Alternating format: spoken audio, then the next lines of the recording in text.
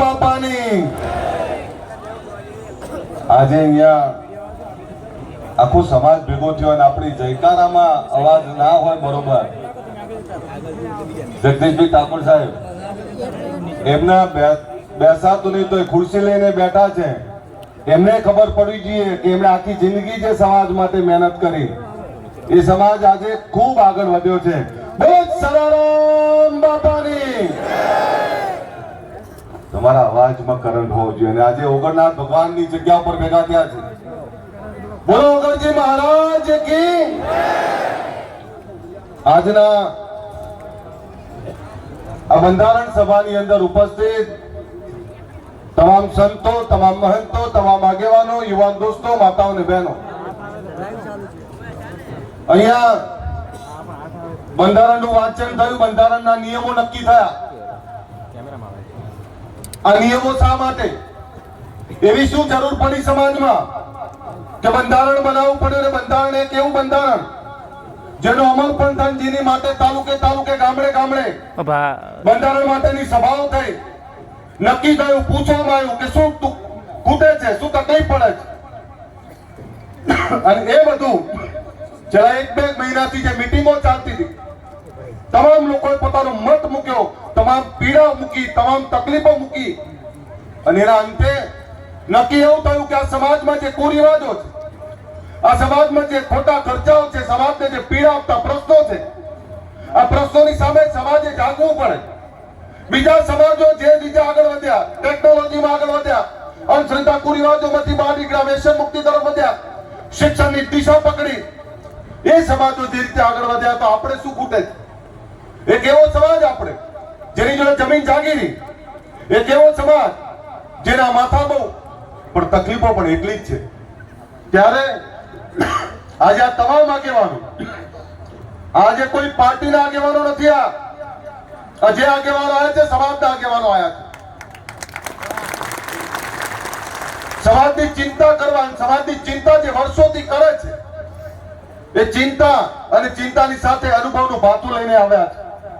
અહીંયા સંતો આવ્યા છે આશીર્વાદ આપવા માટે. આ સંતો એટલે આશીર્વાદ આપવા માટે આવ્યા છે કે સંતો હંમેશા પોતાના અનુયાયીઓને એક જ આશીર્વાદ આપતા હોય કે સુખી થાવ.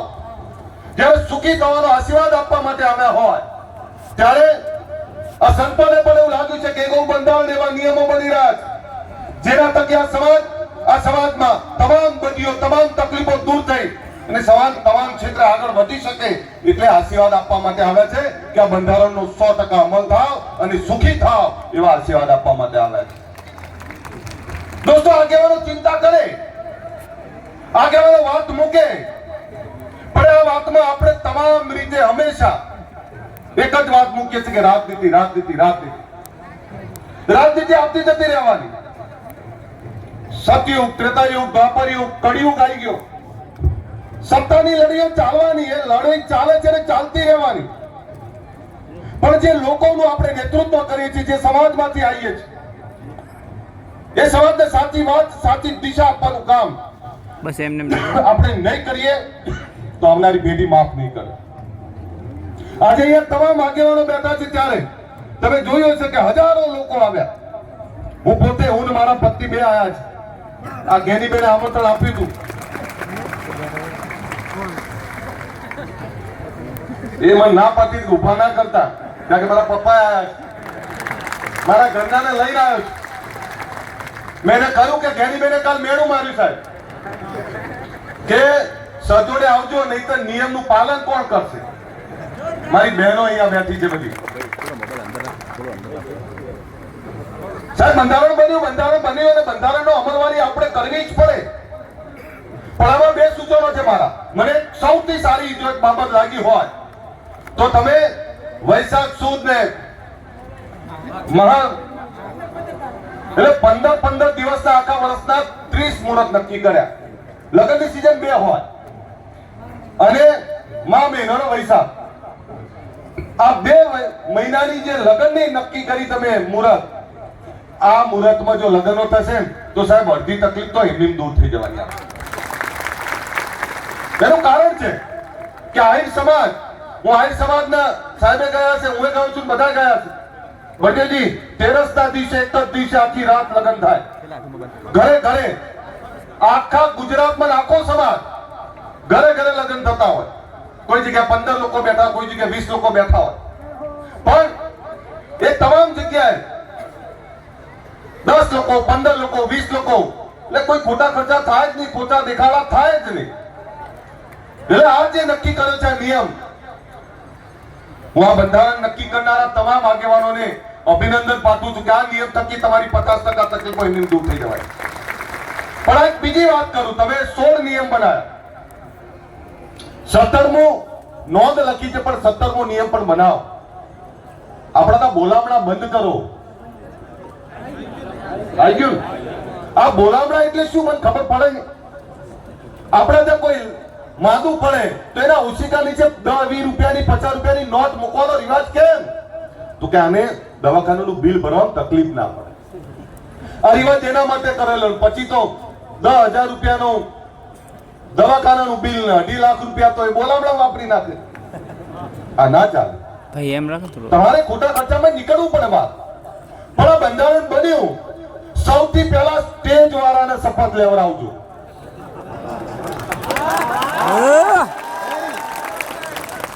રસ્તામાં આવતો તો મારા કમાન્ડો સુરપાલસિંહ છે. સુરપાલસિંહ મને કે સાહેબ આ બંધારણ તો બનશે, પણ આ સમાજનું બંધારણ પૈસા વાળા ને વગદાર આગેવાનો ઉપર લાગુ પડશે તો ચિંતા ના કરો, સ્ટેજ ઉપર જઈને વાત તો કરશું. અમારા દશરથજી અત્યારથી બી છે, કારણ કે દશરથજીના દીકરાને લગન છે આ મહિને.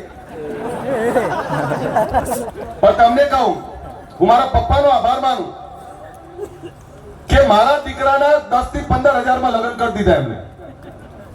મને સાહેબ કોઈ કહેવા નહીં આવ્યું કે ખવડાવવું પડે કે બીજું ત્રીજું. મને આનંદ છે. અને ખરો પ્રસંગ તો કુટુંબ કબીલા વચ્ચે મજા આવે.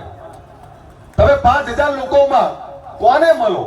જાનૈયા આપણા માટે બધા જ માટે સન્માનીય હોય. આપણા દીકરા દીકરીના લગ્નમાં આવ્યા હોય તો એ તો આપણા માટે બધા માટે સન્માનીય છે. એટલે આ નિયમ જે બનાવ્યા છે, આ નિયમનું પાકી અમલવારી આપણે કરવી જ પડે, અને તો જ સમાજનું ઉત્થાન થાય. અને હમણાં એમણે વાત કરી ગયા બેને સદારામ ધામની કે 10-11 વીઘા જગ્યા લઈ લો. ત્યારે તમે જુઓ કે આ સમાજના જે લોકોમાં તાકાત છે, જે લોકો જોડે પૈસા છે, એવા લોકો બધા 1-1 વીઘો જગ્યા આપવાની વાત કરી. ત્યારે હું, લવિનજી કેસાજી અને સ્વરૂપજી ઠાકોર 11 વીઘા જગ્યા આપીએ છીએ. તમે જ્યારે કરો ત્યારે. અને એથી આગળ બીજું કહેવા આવ્યો છું તો 26મી જાન્યુઆરી રાતના 3 વાગે બોલાયા છે મેં તમને. ખબર છે ને? એ 26મી જાન્યુઆરી રાતના 3 વાગે ખાલી એમને વાતો મારવા નહીં બોલાયા. 26ની રાતના 27 ઓક્ટોબર તમારા શિક્ષણની દિશા નક્કી કરે એનું ભૂમિપૂજન કરવા માટે બોલાયા છે તમને. ગાંધીનગરમાં એક એવી સંસ્થા બને જે સંસ્થા થકી આ સમાજના દીકરા દીકરીઓ ત્યાં પણ ભણી શકે. હું સાહેબનો આભાર માનું. અહીં જગદીશભાઈ ઠાકોર સાહેબ, બળદેવજી, મારા પપ્પા ખોડાજી ઠાકોર આ બધા બેઠા જ. શક્તિ વિદ્યાલયનો પાયો નાખ્યો એમણે. એની સાથે અહીંયા ચંદનજી બેઠા છે, એમણે પાટણમાં પણ પાયો નાખ્યો. હમણાં આપણી વચ્ચે બીજા આગેવાનો પણ ગયા.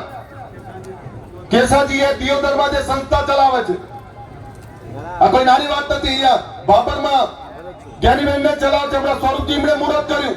અમારા લવિનજી ઠાકોર રાધનપુરમાં ચલાવે. તમામ જગ્યાએ સમાજના આગેવાનો તો મથે છે.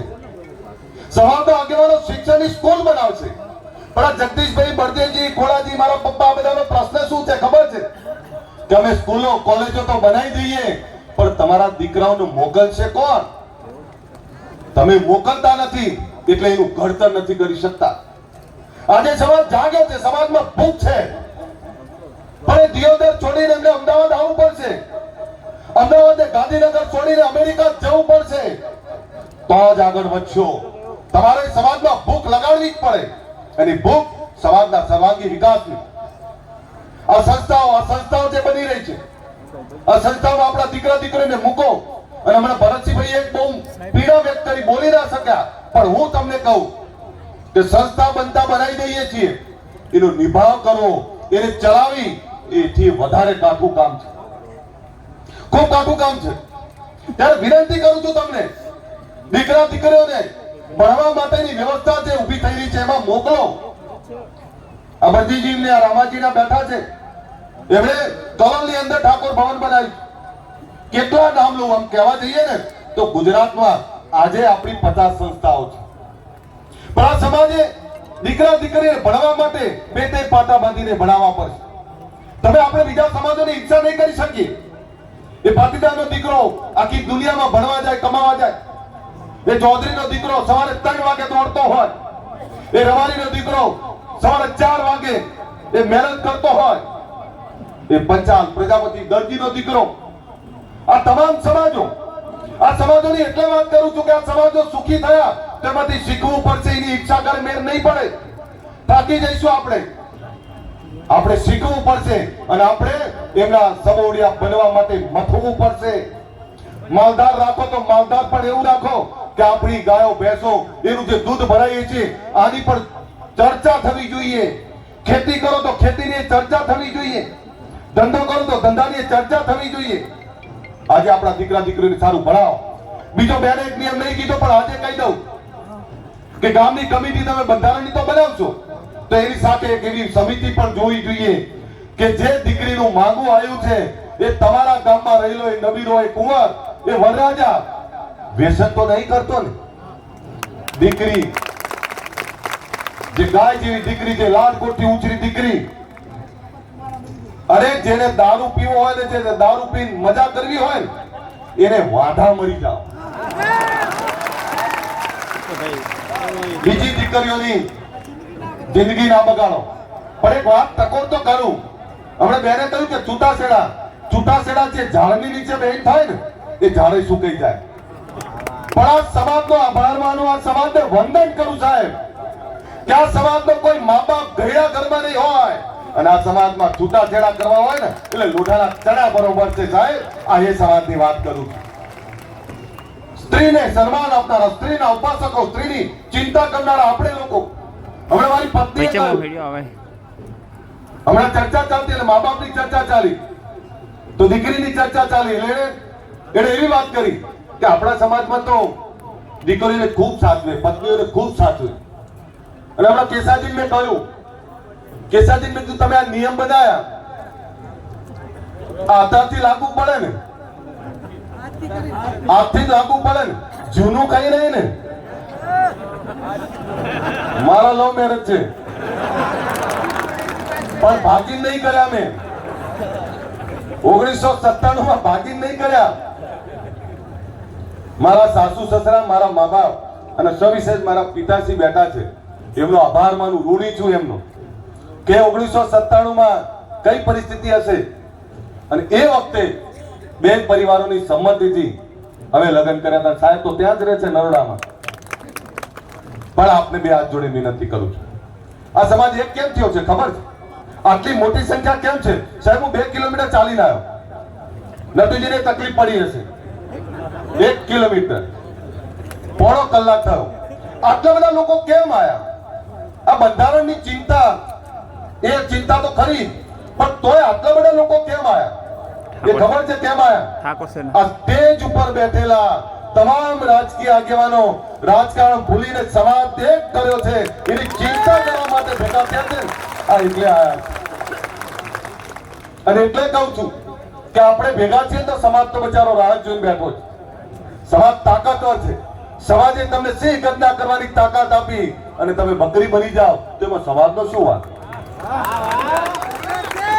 સમાજે તાકાત આપી, સમાજે ચિંતા કરીને આટલા મોટી સંખ્યામાં ભેગા થયા છે. હું કેસાજી, કેમજીભાઈના, મુકેશભાઈના બધા જે કંઈ આયોજન કર્યું છે જ્ઞાનીબેન બતાવે હું અભિનંદન પાઠવું છું કે તમે ખૂબ સરસ આયોજન કર્યું છે, ખૂબ સરસ ચિંતા કરી, હું બંધારણ બનાવ્યું સાહેબ. આના 2 વર્ષ પછી જોજો જયારે અમે વ્યસન મુક્તિની વાત કરતા તો સાહેબ આપણા જ લોકો હસતા હતા અમારા ઉપર. એટલે કેવી રીતે તમે વ્યસન મુક્તિ કરાવશો? આજે સાહેબ આ સમાજમાં 95% વધારે વ્યસન મુક્તિ આવી છે. હમણાં કેસાજી બહુ સારી વાત કરી કે તમે વ્યસન મુક્તિની વાત તો કરો છો પણ દારૂ પીનારા દવાઈ આવવાનું બંધ થઈ ગયા. અહીં બેઠેલા બધા વ્યસન મુક્ત છે, અહીં બેઠેલા કોઈ વ્યસન નહીં કરતો. પણ મેં કીધું એક બીજી વાત કરવી છે બેનો પડી કયો ના ખાય ને, માફ કરો, તમે અમારી આબરૂ છો. તંદુરસ્ત પેઢી માટે, આ સમાજના આવનારા ભવિષ્ય માટે બેનો પડીકી ખાય, સાહેબ આ કેવી શરમજનક બાબત છે.